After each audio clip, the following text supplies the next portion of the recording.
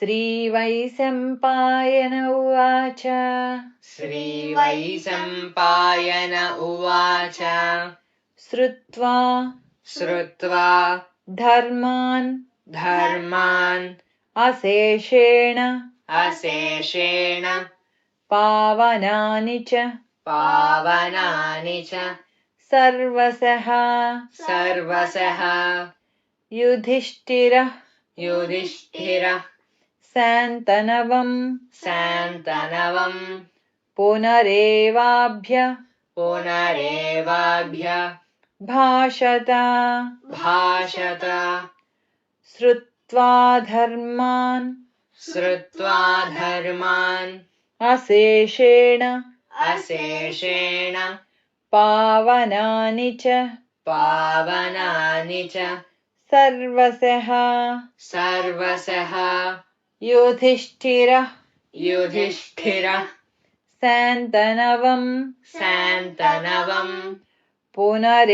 पुनरेवाभ्य भाषत श्रुत्वा धर्मान् अशेषेण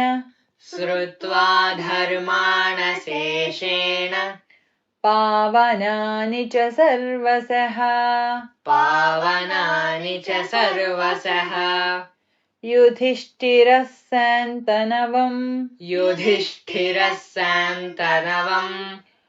युधिष्ठिरः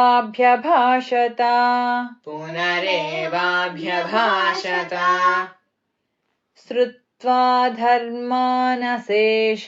पुनरेवाभ्यभाषत श्रुत्वा धर्मान् अशेषेण पावनानि च सर्वशः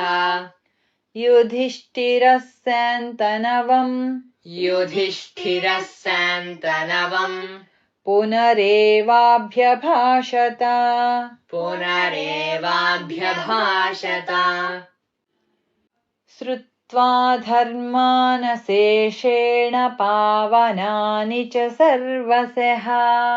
श्रुत्वा धर्मान् अशेषेण पावनानि च सर्वशः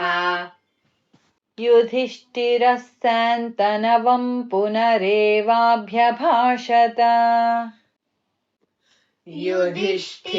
शान्तनवम् पुनरेवाभ्यभाषत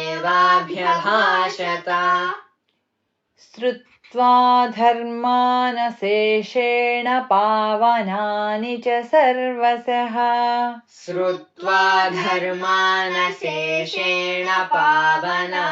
च सर्वशः युधिष्ठिरः शान्तनवम्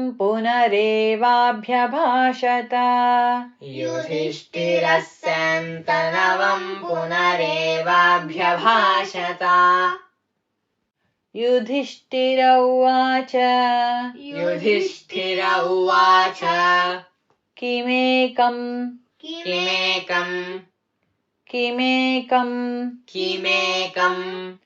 दैवतं लोके किं वाप्येकम्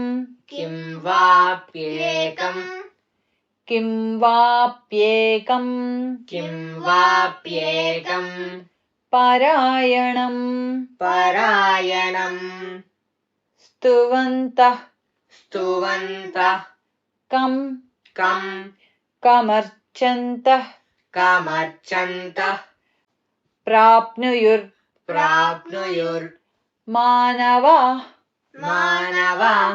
शुभम् किमेकम् दैवतं लोके किं वाप्येकम् परायणम् स्तुवन्तः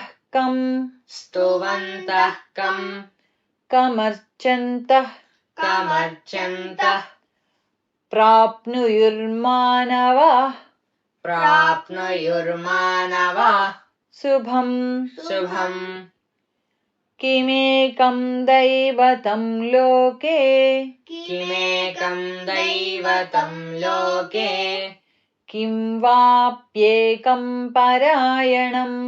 किं वाप्येकं परायणम् स्तुवन्तः कं कमर्चन्तः स्तुवन्तः कं कमर्चन्तः प्राप्नुयुर्मानवाः शुभम् प्राप्नुयुर्मानवाः शुभम् किमेकं दैवतं लोके किमेकं दैवतं लोके किं वाप्येकं परायणम् किं वाप्येकं परायणम् स्तुवन्तः कं कमर्चन्तः स्तुवन्तः कं कमर्चन्तः प्राप्नुयुर्मानवाः शुभम् प्राप्नुयुर्मानवाः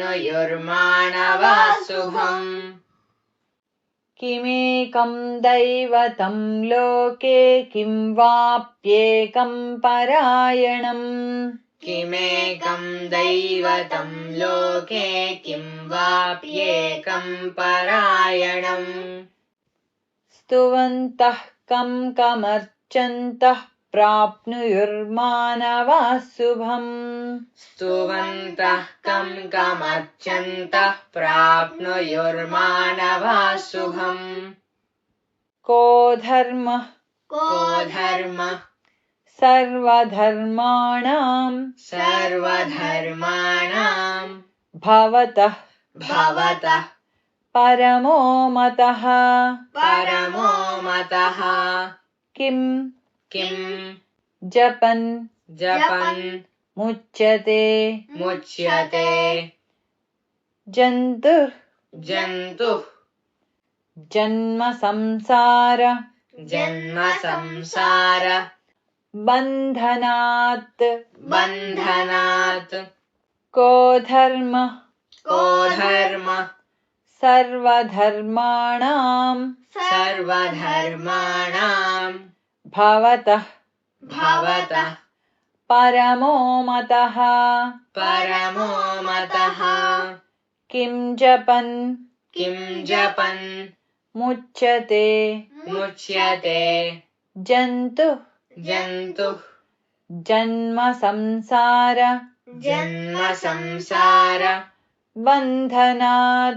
बन्धनात् को धर्मः सर्वधर्माणां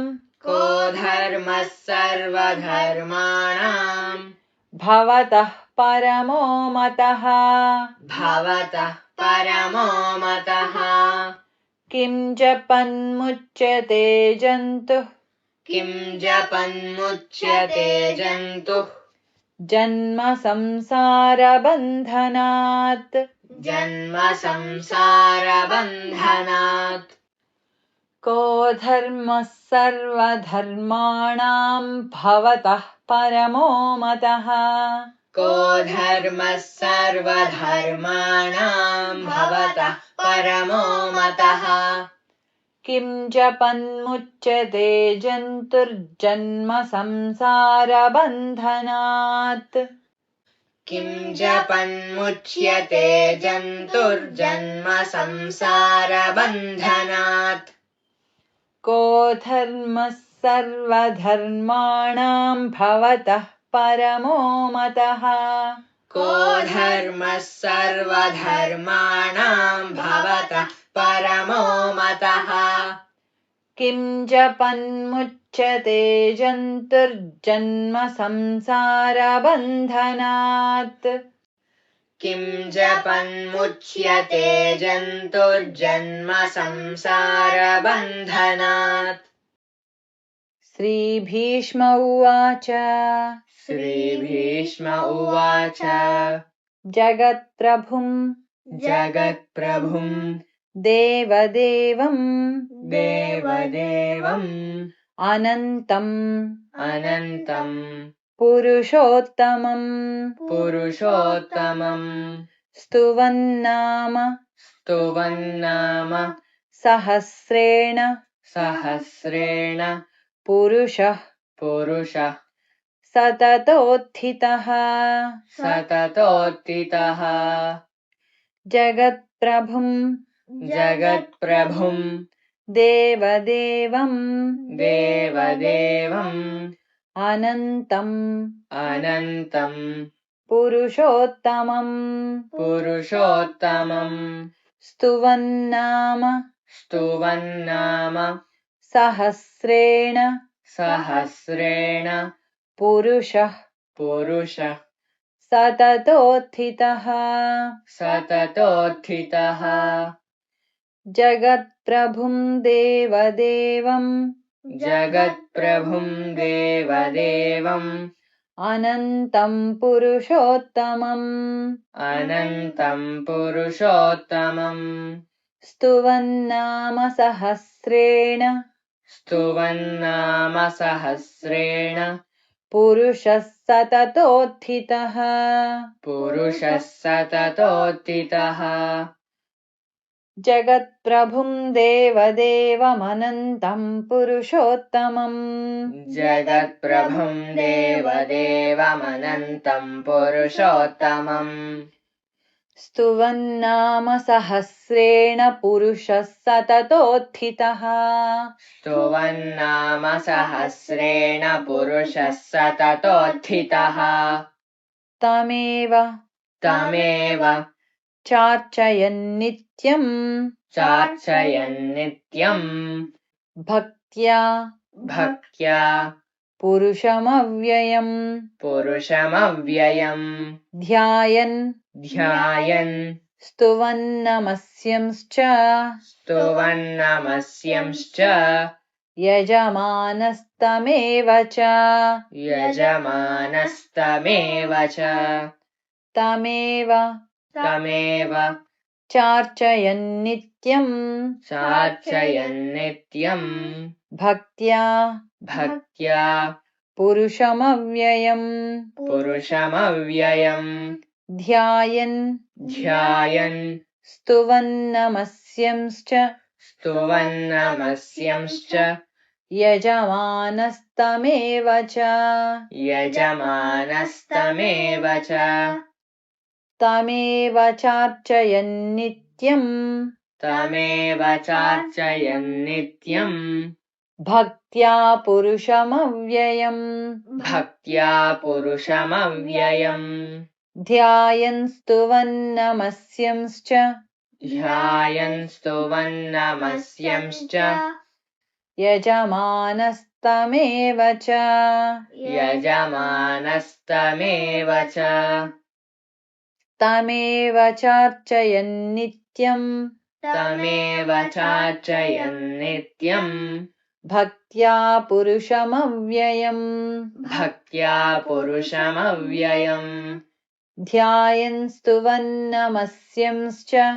ध्यायन् स्तुवन्नमस्यंश्च यजमानस्तमेव च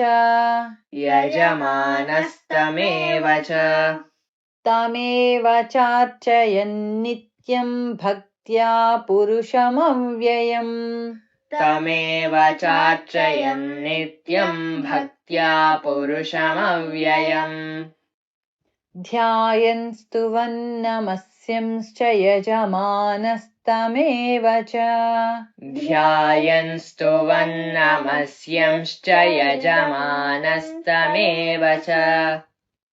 तमेव चार्चयन्नित्यम् भक्त्या पुरुषमव्ययम्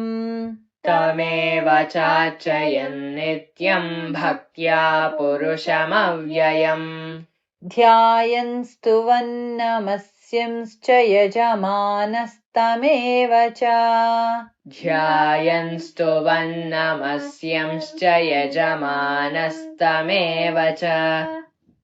अनादिनिधनम् अनादिनिधनम् विष्णुम् विष्णुम् सर्वलोक सर्वलोक महेश्वरम् महेश्वरम् लोकाध्यक्षम् लोकाध्यक्षम् स्तुवन्नित्यम् स्तुवन्नित्यम् सर्वदुःखातिगो भवेत् सर्वदुःखातिगो भवेत् अनादिनिधनम् अनाधिनिधनम् विष्णुम् विष्णुम् सर्वलोक सर्वलोक महेश्वरम् महेश्वरम् लोकाध्यक्षम् लोकाध्यक्षम् स्तुवन्नित्यम् स्तुवन्नित्यम् सर्वदुःखातिगो भवेत् सर्वदुःखातिगो भवेत् अनादिनिधनं विष्णुम् अनादिनिधनम् विष्णुम् सर्वलोकमहेश्वरम् सर्वलोकमहेश्वरम् लोकाध्यक्षं स्तुवन्नित्यम् लोकाध्यक्षम् स्तुवन्नित्यम्